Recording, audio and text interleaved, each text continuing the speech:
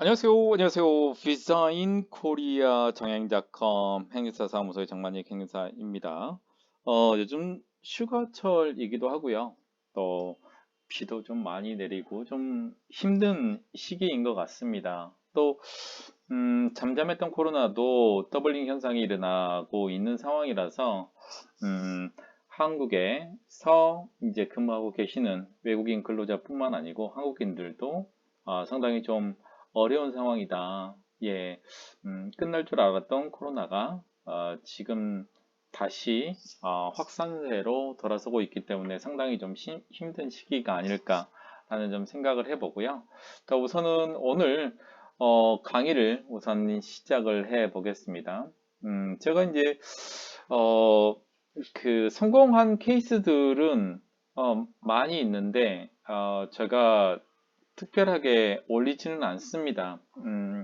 그런데 이제 각 케이스마다 다르기 때문에 그런 부분들이 좀 있는데 저는 이제 조금씩 이제 케이스에 성공한 부분들을 조금 올리고자 합니다.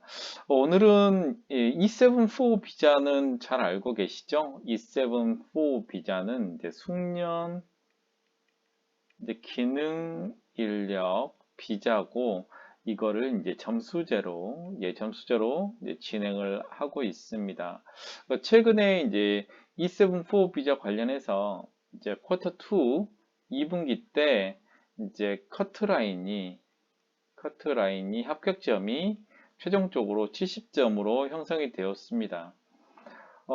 이제 70점으로 이제 커트라인 형성된 거는 2분기 때, 이제 1분기 때 2022년도 이제 1분기부터 커트라인이 70점으로 유지가 되고 있고, 그 작년 같은 경우는 이제 68점, 이제 69점까지 커트라인이 형성이 됐었는데, 올해는 이제 70점으로 형성이 지금 되고 있습니다. 이제 E74 비자 받기도 어려울 뿐더러 이제 지침들이 조금씩 이제 변경이 되고 있는데 아마 이제 어느 정도 2017년에 이제 8월부터 시작한 E74 잠수제로 활용을 하고 있는 숙련 기능 인력 비자도 이제 안정적인 케이스들이 어느 정도 모아져 있지 않나라는 생각이 듭니다.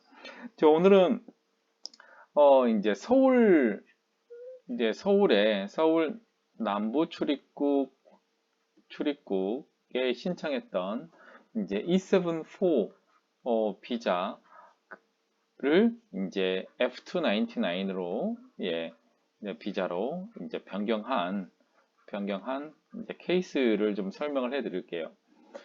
우선은 5월 말에 이제 신청이 됐었는데 이제 예약을 하고 했었으면 조금 더 빨랐을까라는 생각을 해봅니다. 이제 민원 대용으로 신청을 했고요. 민원 대용으로 이제 신청을 했고, 이제 이 접수증 수령은 이제 6월, 이제 그다음에 하순, 네, 이 정도가 됐었고, 뭐 결과는 솔직히 안 나와서 여러 번에 걸쳐서 이제 문의를 했었고 어제 이제 최종적으로 이제 허가 됐다는 얘기는 이제 얘기를 들었고 이제 오늘 이제 하이코리아를 통해서 이제 확인이 됐습니다. 그래서 뭐 10일 정도 있으면 이제 F2 비자 이제 변경이잖아요. 예, 변경이기 때문에 새로운 외국인 등록증이 이제 발행이 될 거라고 저는 생각을 합니다. 근데 중요한 건 뭐냐면 시간이 조금 오래 시간이 됐죠. 예, 대부분 5월 말에 신청하게 되면 늦어도 6월에는 중하순 정도는 결과가 나와야 되는데 지금이 뭐 10일이 넘었기 때문에 7월 달 상당히 늦은 케이스인데 그거는 뭐 프로세스상 그런 부분들이 있다라고 말씀을 좀 드리고 중요한 거는 이제 E74 비자에서 이제 F299으로 비자 변경할 때 기본 요건 좀 설명을 해드리자면 이제 이분 같은 경우에는 이제 2017년도에 이제 E7-4 비자를 받았어요.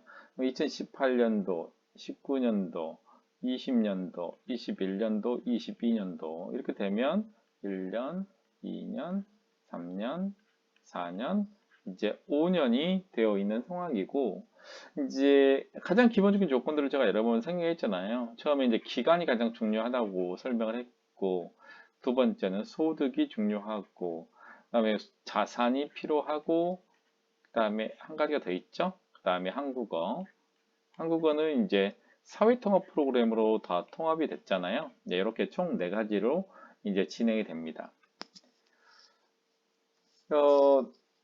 E7-4 비자에서 이제 F299 할 때 네 가지, 처음에 기간, 그다음에 소득, 그다음에 자산, 이제 한국어 중에서 이제 사회통합 프로그램을 기본적으로 합니다.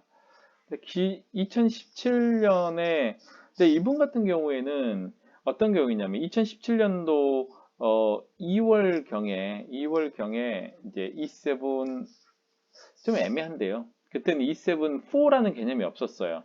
E7-4라는 개념이 이제 2017년 이제 8월 달에 그때 처음으로 생겼는데 이때는 E9 비자 근로자가 이제 E7-1이라는 비자로 변경을 하고 있었죠. 이때는 E7은 현재 네 가지, E7-1부터 4까지 나눠져 있었지만 이전에는 이게 분리가 없었어요. 그래서 이제 E7-1 특정활동 비자 안에 들어가 있었던 상황인데 하여튼 이렇게 됐었죠. 근데 그리고 나서 이제 2018년도 됐을 때 이때 2018년도 그때 12월까지 이제 기존 지침을 적용하고 이제 그 이후에 2019년도부터 제가 알기로는 이제 새로운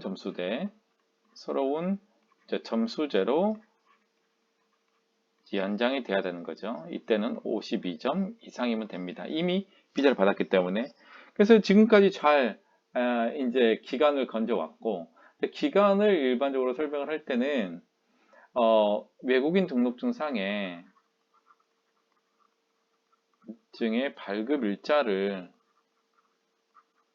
기준으로 5년을 역산합니다. 그래서 기간은 신청일을 기준으로 역산을 하게 됩니다. 역산을 해서 외국인 등록증상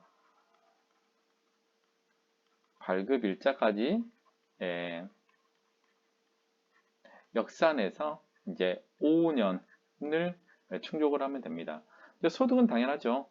2021년도 기준으로 했을 때 최저 월급여의 18배가 필요합니다. 최저 월급의 18배. 지금 이제 참 이게 조금 나중에 한번 다퉈볼 수 있는 사안이 있는데 어떤 거냐면 이분들이 받는 월급은 2021년도에 받은 거잖아요. 근데 최저 월급의 18배를 계산할 때는 2022년 최저 9,160원 곱하기 한 달에 209시간 곱하기 18배를 하게 돼요. 자, 계산을 해보면 9,160원 곱하기 209시간 곱하기 18배면 이게 3,450만 원 정도 나와요. 근데 만약에 이걸로 2021년도에 이 사람들이 월급을 받은 거잖아요. 뭐 1년 후를 우리가 예상을 할 수가 없잖아요. 이제 그렇게 했을 때 제가는 8,960원인가? 이제 2021년으로 계산하면 8,960원인가? 한번 기억이 잘 안 나는데. 예, 8,690원인가? 잠시만요. 2021년도로 한번 봐볼게요. 2021년 최저시급. 2021년도 최저시급이 8,720원이었네요. 네, 잠시만요. 그래서 예를 들면 2021년도가 8,720원이면 제가 왜 이런 이야기를 하냐면, 이 계산하는 게 좀 다르잖아요. 다 최저임금을 이제, GNI도 작년 거를 기준으로 하는데, 잠시만요. 8,720원 곱하기 209 곱하기 18배 하게 되면, 야, 이 차이 많이 나네요. 하게 되면 3,280만 원이 됩니다. 그렇기 때문에 3,450만 원하고 3,280만 원 차이를 보면 잠시만요. 3,490, 3,280만 원 하게 되면 와, 270만 원 차이 납니다. 270만 원. 적은 돈이 아니거든요. 270만 원. 그래서 지금 현재는 최저시급을 적용하는 기준을 올해 신청하게 되면 올해 최저시급이 적용돼서 9,160원으로 계산하잖아요. 근데 이 월급은, 이 소득은 이거를 계산하는 3,450만 원 이상을 증명하는 건 2021년도 소득금액 증명원이잖아요. 그래서 GNI 같은 경우도 지금 2021년도 GNI를 지금 현재 계산을 하고 있잖아요. 그리고 2021년도 확정된 GNI를 가지고 그 E7 원 비자, 특정활동 비자 67개 직종에서 일하시는 부분들도 80%를 계산해서 하잖아요. 그런데 왜 올해 신청하는 거, 올해 신청 소득 금액은 작년 거를 기준으로 하면서 최저 월 급여의 18배는 왜 올해 거를 기준으로 하는지 조금 이해는 안 가요. 이 부분 한번 다퉈볼 만 하는데 우선은 현재는 최저 시급이 올해가 이제 9,160원이기 때문에 이제 계산을 하다 보면 3,450만 원이 됩니다. 그래서 작년을 기준으로 했을 때 최저 시급이 8,720만 원이었잖아요. 그거를 기준으로 하게 되면 실제로 2022년도 최저 시급 계산을 해보면 270만 원, 정말 적지 않은 금액의 차이가 나요. 이 부분들은 제가 한번 다퉈볼 만 하고, 하지만 이제 요거 부분이라는 요 3,450만 원이라는 거 확인하시면 될 것 같고, 그다음에 자산 같은 경우는 1,500만 원입니다. 1,500만 원은 뭐 통장 잔고도 가능하고요. 또는 이제 전세 보증금도 가능합니다. 근데 합할 수가 있고요. 그래서 1,500만 원 이상 되면 됩니다. 자, 한국어는 이제 사회통합 프로그램 4단계로 통합이 됐습니다.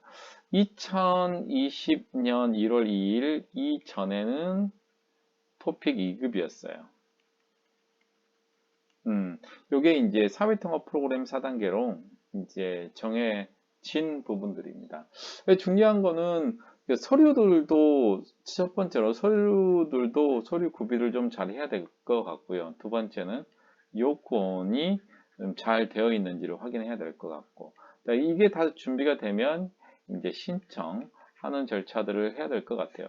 요즘에 그 민원대행 기관으로 조금 제가 설명을 앞에 조금 했지만 그 민원대행 기관에 관련돼서는 실제로 조금 좀 지체되고 있는 게 좀 사실이에요.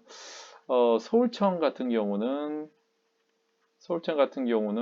F2 비자는 3주, 그러니까 민원대행 기관으로 접수증 받는 데만 3주 걸리고요. 지금 남부 출입국 같은 경우에도 지금 2.5주 이상이 걸렸어요. 문제는 서울청 같은 경우에는 이 접수하고 나서 심사가 1에서 2주 이내인 것 같아요. 근데 이번에 남부 출입국은 상당히 좀 지체가 됐다. 지체가 된 게, 뭐 아마 건수가 좀 많을 수 있어요. 여러 가지가 있어서 이제 결제하는 그런 프로세싱 가운데 조금 그럴 수도 있었는데, 좀 너무 좀 늦었어요. 근데 그것도 제가 이제 어제 확인을 해서 이제 다시 확인을 하고 나서 절차상으로 조금 좀 늦어진 감은 있다. 그래서 이제 확인을 받아서 오늘 허가가 됐었는데, 그런 프로세싱이 그 이제 행정사가 민원 대행을 하잖아요. 근데 이거는 솔직히 음, 외국인의 편의뿐만 아니고 또 출입국 관리사무소에서 이제 업무 처리하는 데도 상당히 좀 도움이 되는 측면이 있다는 거를 좀 인식을 하셨으면 어떨까, 라는 생각이 좀 들고요. 좀 이런 대형기관에 관련된 부분들 조금 더 원만하게 처리될 수 있도록 좀 바뀌었으면 좋겠습니다. 오늘은 이제 E7-4 비자, 를 이제 2017년에 취득한 이제 외국인 근로자가 이제 F299 비자로 이제 이번에 변경을 해서 이제 허가를 받은 케이스입니다. 일반적으로 이제 E7-4 비자에서 F299 비자로 변경을 할 때 요건들 반드시 잘 확인해 보시라고 제가 말씀드렸고, 이번에 신청하신 분은 이제 뭐 가족은 이제 파키스탄에 있고요. 몇 주 후에 이제 가족을 초청을 하겠죠. 근데 중요한 건 뭐냐면 어, 대부분 분들 중에서 좀 오해하시는 부분들이, 가족이 한국에 있으면 GNI의 한 배 소득이 있어야 되고, 또는 E7-4에서 가는 경우는 1.5배, 그 다음에 이제 자산도 3천만 원 이상이 있어야 되냐? 요 부분들 많이 지금 문의를 주시거든요. 행사님들이나 제가 이제 문의 주시는 행사님들, 또 제가 강의하면서 설명을 드린 부분이 있는데, 가족이 한국에 체류하고 있는 유무하고는 상관없이 주체류자가 단독으로 하는 경우에는 최저 월급여의 18배, 이건 E7-4입니다. 다른 비자는 12배입니다. 하고 자산이 1,500만 원이다. 이렇게 보시면 될 것 같고, 만약에 이제 여기에서 더 나아가서 이제 이 배우자가 이제 F299으로 하는 경우에는 당연히 주체류자의 대부분이 GNI 1.5배가 돼야 되겠죠. E7-4인 경우에. 그리고 자산은 이제 3천만 원. 이 부분으로 하면 될 것 같아요. 그게 중요한 거는, 이제 배우자는 본인이 할 거는 한 가지만 있어요. 사회통합 프로그램 4단계 이수만 하면, 나머지는 원래 주체류자인 남편이 준비를 해야 되는 상황입니다. GNI가 올랐기 때문에 실제로 배우자가 하기는 좀 만만치가 않을 거예요. 지금이 4,080만 원이니까 4,080만 원 기준으로 해서 곱하기 1.5배가 되면 이게 지금 6,120만 원이니까 좀 만만치가 않죠. 자, 오늘은 여기까지 지금 강의를 했습니다. 오늘은 F299, 그러니까 E7-4 비자에서 지금 이제 F299 비자로 변경한 이 부분에 대해서 이제 케이스 스터디를 좀 해봤습니다.